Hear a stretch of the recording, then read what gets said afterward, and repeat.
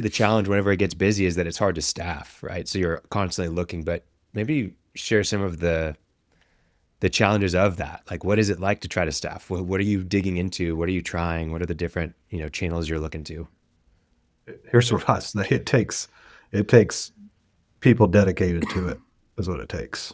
Yeah. And we did that a long time ago. We've talked about that a lot. I mean, we've got people here in this Oklahoma City office. That's what all they do. They're looking for landmen. They're vetting landmen. We have our PCs call and vet them, do the initial phone interview to identify what they're good at, what jobs they could be potentially put on and to succeed.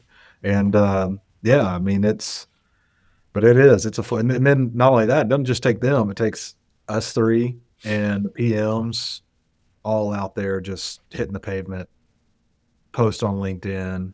Um, it's and still, you're looking at 30 resumes and hiring three, and Yeah. then you're taking those three and maybe one of them Firing doesn't work two. out. Yeah, hiring two. I was trying to say it the nice way, Brent. I don't know. Hey, we all been in this business too long to be nice. I mean, Yeah. you can tell, folks that run the circuit, right? We talk about A players, we talk about B players, we talk about C players. And first off, I want to make a public service announcement to all of our LinkedIn followers. I'm sorry that you've got to see our job posts all the time, but it's the only way that we can get good people to work on your jobs. So it's the nature of it. You have to be aggressive with it and you have to be proactive.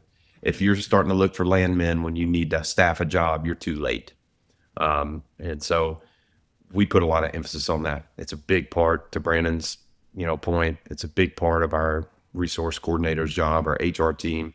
That's what they do. You got to be very organized. You have to collaborate amongst your teams, about making sure that once you have those A and B players in your shop, that they don't go a day without work. And when you're fortunate enough to be busy, those opportunities are there. But if you're not communicating, if you don't have good systems and processes for, being able to vocalize and let people know when those people are available, you lose them because folks got to feed the family and they can't go a week without work. So, you talk about the little things that make a difference when it comes to being busy. That's a big part of it. Making sure that your quality people are staying busy, making sure that you're paying them as much as you can, making sure that you're being vocal to your clients about supply and demand and what rates are and what rates need to be able to keep those good people on your job is important. We do, we do a ton of, we've talked about it before, our scorecards, our evaluating of our contractor workforce. It's really about understanding where people can be the most successful, like the types of jobs, what their skill set is. It's like you can't just let someone go because they can't run title, right? You need to find a job for them where they can, thrive on their acquisition skill set. And so it's like getting the most out of all your resources is like the most important thing when you're busy.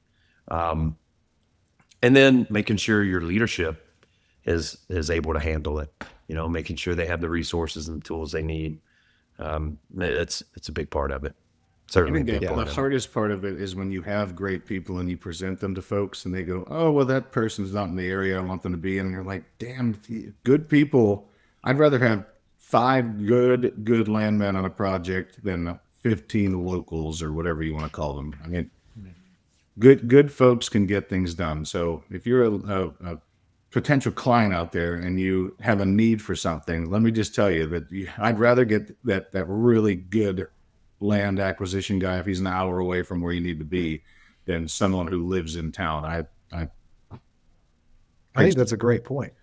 We've been battling that for years, but that's also why we've been instituted our programs, our systems, and the way we do things. And a person in Texas can absolutely work in Oklahoma, because we've established a routine that allows them to succeed being remote.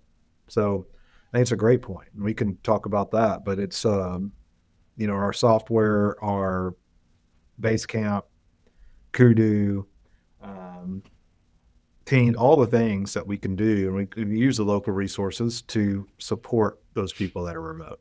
And that's where we're at as an industry. Much less just there's not as many landmen out there as there used to be. You know? Yeah. And the fact is, as an industry, we haven't done what we needed to do to really incentivize new people to get into the business. You know, the day rates are what they were 20 years ago. We're starting to see some movement there, but it's still been met with resistance. And I'm starting to see a very clear kind of divide in mentality from a customer standpoint when it comes to day rates. Some people are very much dollars and cents driven, where they see their field resources as just a means to an end, right? I need people, I need them as cheaply as I can get them, and I don't really value whatever. It's your problem to make sure it gets done. And they're going to push, and they're still pushing for cheap, low day rates, and that's totally within their right to do. There's folks out there that can do it for that, and will do it for that.